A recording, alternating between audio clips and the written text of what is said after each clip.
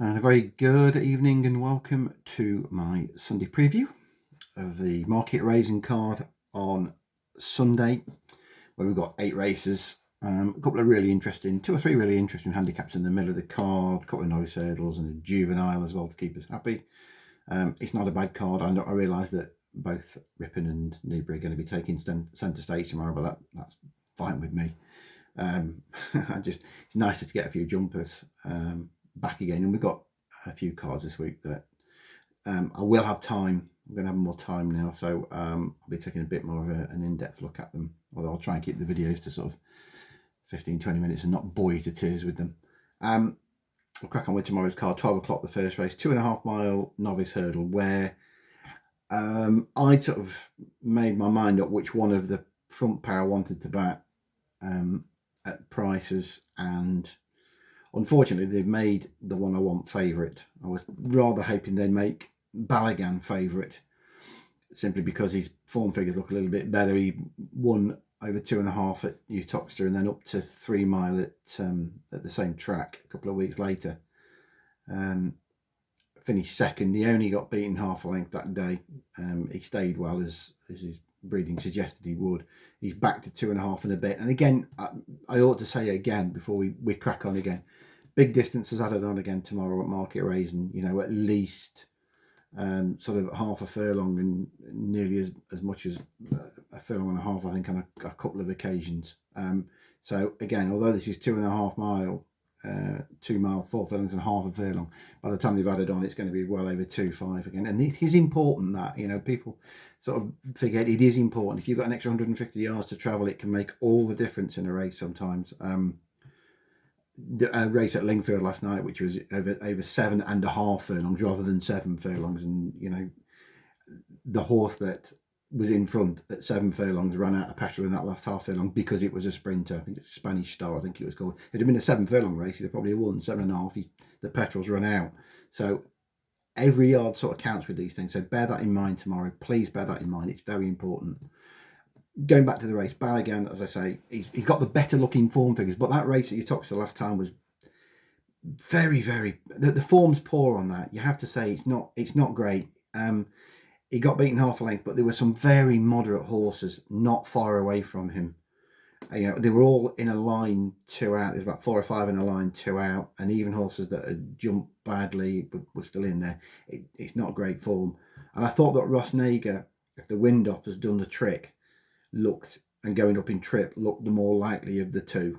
If you go back to his form of Huntingdon in March, and before that, Wincanton in January, those are probably the best 2 bits of form in the race.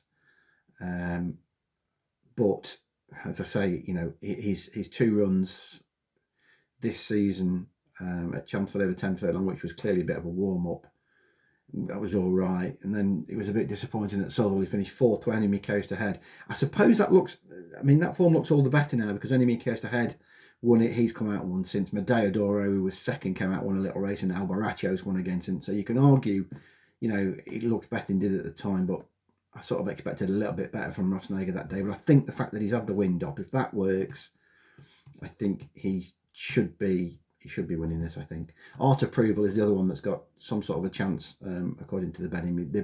They've had a guess at him. They put him in at 5-2. It could be any price you like between 2-1 and 20-1. You've no idea. Well, I certainly haven't on the French form. I'm no French form expert. There are guys out there that do the French form. I don't. All I know is for 3 seemingly sort of moderate races, he was sent off in France 31-1, 52-1, and 18-1, which might suggest that on his first run for Fergley he might be best watched. But who knows?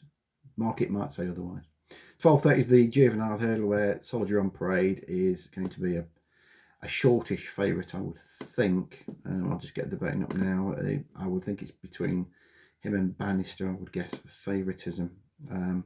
11-8. Well, actually, a big difference of opinion. Betfair have gone odds on 10-11, and 365 go 11-8, saying the prices are just sort of popping up now.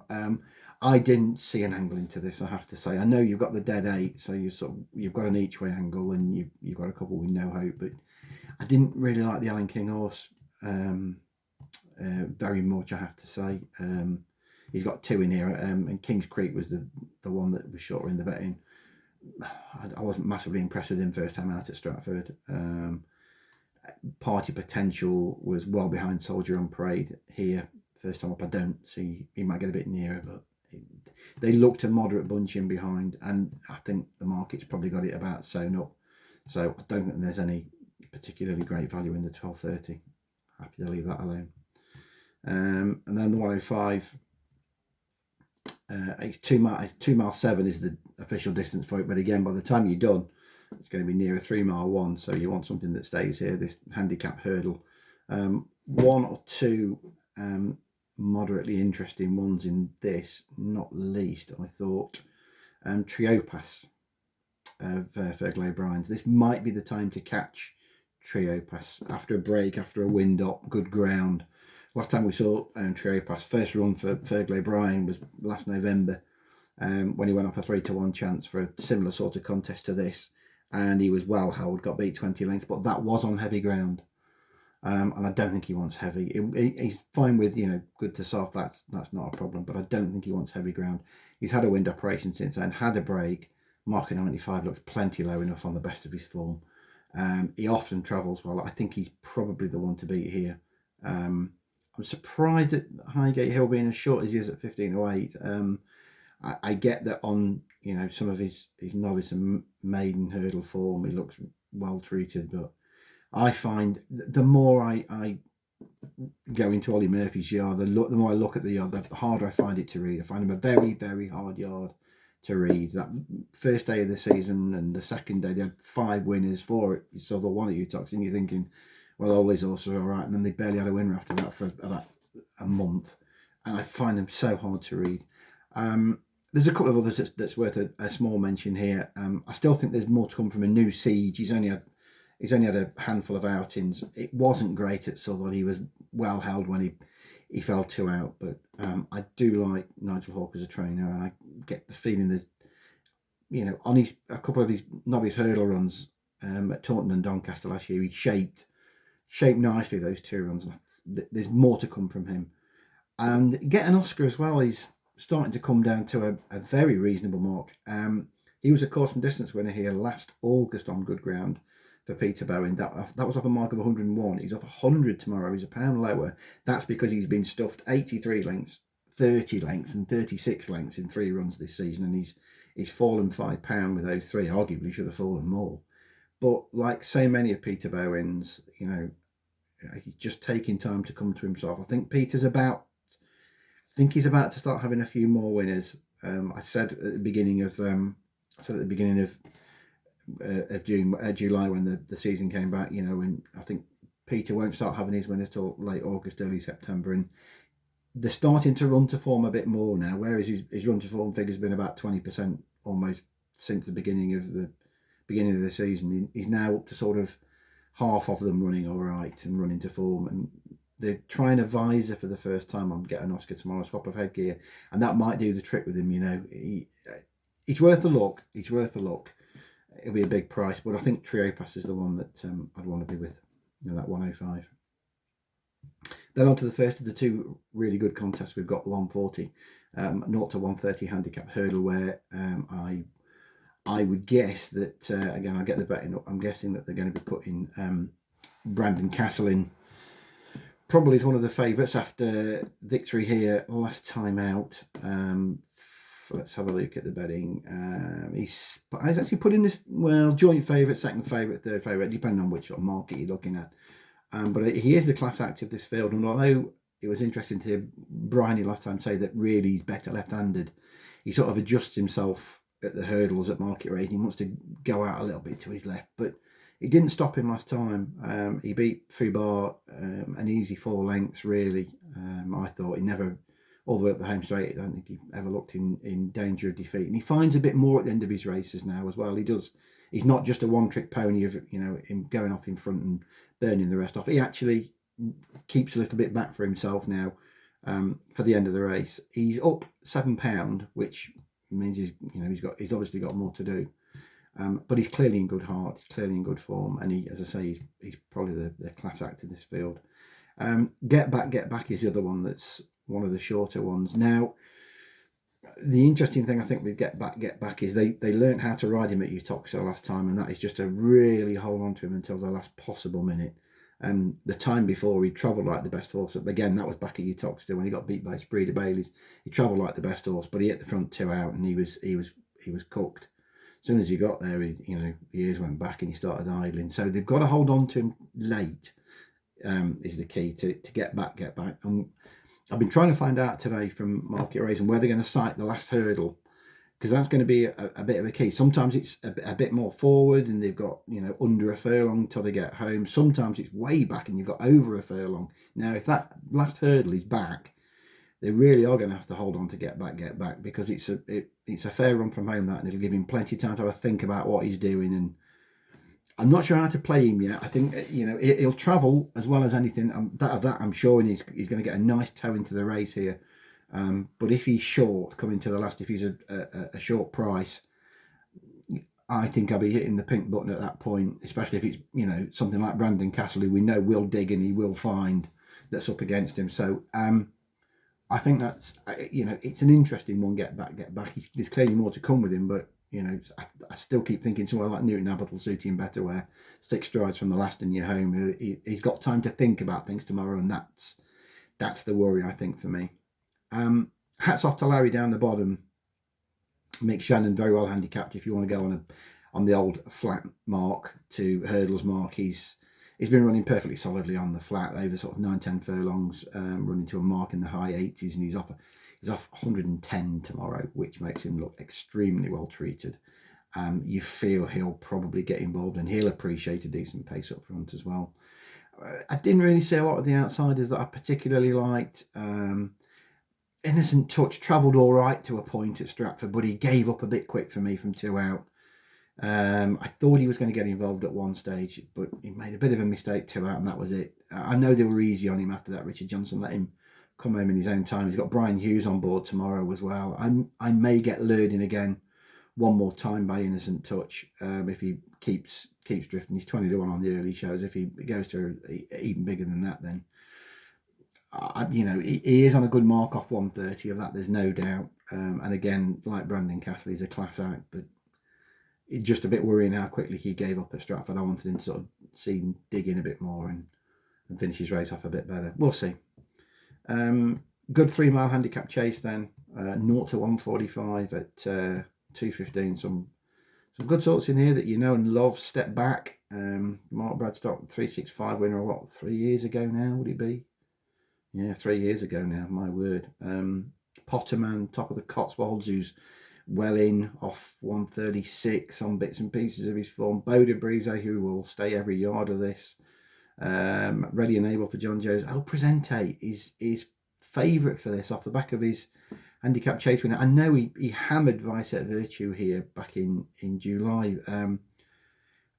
I wasn't madly in love with him. I know he's won easy, and you sort of, how can you grab a horse that's won by half the track? But this is a much harder race. Handicappers asking for a lot more. He stuck him up £9, and I wasn't madly in love with the way that he did the job there. At times he looked a bit awkward and a bit reluctant. I wouldn't be taking 2 to 1 about him. More Books down the bottom has run 2 solid races around. Has run 2 solid races since we come back. He was 4th in the Summer Plate to Really Super, and then he was 3rd to Imperial Presence, and another good race at Stratford. The handicapper's giving him a right chance now off 120. I think ideally he'd be slightly, it might be better at slightly shorter. He does get 3 mile, and given the fact that he has run well twice when Peter Bowens have been out of form, that's a plus point. It's interesting. It's a case of I'm going to let the prices settle down. I think him and Boda Brise as well. Boda Brise has been off 247 days, but he's gone well fresh. He loves good ground, and I think the key with Boda Brise is going right-handed as well. I ought to mention him before, really. I think he's quite interesting off a break. All of his wins have come right-handed, and they've generally come on good ground as well. So he'll have his conditions as well tomorrow. Philip Hobbs, of course, I've just mentioned Imperial Presence. He's not running many at the moment, but he is having the odd winner, which is good. I think he's interesting as well at 7 to 1. It's probably Boda Brise and More Books are the 2 that I'm looking at playing at the prices tomorrow. As I say, let the market settle down and see where they go. Then there's a handicap chase at 250, which I had a look at and just sort of put the pen through straight away. I don't like the race. There's one or two in here I don't think are going to make chases. There's one or two that I think are, well, I don't like using the word twice, but I think they definitely think twice about things, and it's just a field full of horses that I'm happy to just leave it well alone and go and have a cup of tea, to be perfectly honest. But the 325 is a different kettle of fish. 2 mile 1 handicap chase, 0 to 120. You've only got 5 runners, but I think, he says confidently, that you can narrow this down to 2. The one I really like here is Lucky Robin. I'd have him favourite, Lucky Robin. The books have put him third in tonight at 7 to 2, but I'd have him favourite because I think he's a little bit better than these, on the best of his form. He's had a couple of runs this season, dropped a couple of pounds because it's not been great, but I'm going to give him the benefit of the doubt and say I think he's needed both of those runs. He was third here to Monsieur Dark, and then he went to Cartmel in a little race, and he was made favourite and got beaten by Fort Delotion, and fairly solidly beaten as well. But I'm going to give him the benefit of the doubt and say I think he's needed both those 2 runs. Mark of 110 tomorrow is fine if you go on what he was doing summer last year when he rattled off a 4-timer. I'm going to say, I think it was 4. And certainly, his hurdles, he was winning off marks better than 110. Then he went into chases. He won a couple of small field novice. He won a small field novice and then a handicap chase. And I think that's the key to him. I think the smaller the field, the happier he'll be. I think the trip ground ideal for him tomorrow. Mark's absolutely fine, and I think that they put Tricky Customer in as favourite for this, who beat Tim Rocco here 4 lengths last time. But the more you look at that race, the more you think he's a little bit flattered, Tricky Customer, because he was going nowhere at halfway. But they went that fast up front that the 2 horses that had been held up out the back of the field, both him and Tim Rocco, came through late, filled the positions. They finished 1-2, and I think he's a little bit flattered by that. Tomorrow he isn't going to get that out and out pace that he had there. I think Lucky Robin will probably make it, but I think he'll make it at his own pace. So Tricky Customer off a £5 higher mark in a better race, I think needs more. Similar comments apply to the bottom one, Little Stevie, who's very consistent. He's hard to knock, but in this grade, I think he's about 1 from about 15 off the top of my head in grade 4s. Grade 5s is really his thing. So the fact that he's up £5 as well for his win here last time out in a better race, he needs more as well. I thought Lucky Robin, an honourable gent, who was second here to Monsieur Dark, he beat Lucky Robin that day. I thought they were the 2 that looked the ones to me. Caroline's Charm, I think, is going to need this run, first time back since March. And although the ground will be fine for Caroline's Charm, I do worry that a mark of 113 is asking still a bit too much of him. He was well held off similar marks before, so I think, to me, I'm going to back Lucky Robin. He'll probably be at this stage, he's my one definite bet, I think, for tomorrow, and I'll probably have him in a little bit of a reverse forecast as well with the old boy honourable gent. And then we finish off with a bumper. No interest from a betting perspective. There we go. Okay, so best of luck with those. As I say, we've got more meetings to come over the sticks this week. I know York's on as well, and I'll be paying some attention to that. But best of luck tomorrow, and catch up later in the week. Thanks a lot.